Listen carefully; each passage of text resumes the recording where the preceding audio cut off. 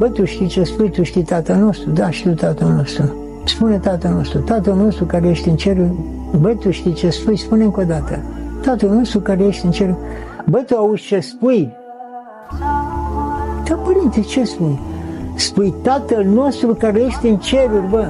Tu spui că Tatăl Dumnezeu este Tatăl tău, bă. Ai înțeles ce spui? Păi și atunci ce? Eu sunt Fiul lui Dumnezeu? Asta ești. Noi spunem Tatăl nostru, nici nu știm ce spunem. Că știm pe de rost, asta o știm pe de rost, așa. Și vrem rugăciunea Doamne Iisuse Hristoase. Ca să ajungi la Doamne Iisuse Hristoase, trebuie să ai o țărâcă post, așa, trebuie să ai deja o stare de liniște care să te înjească.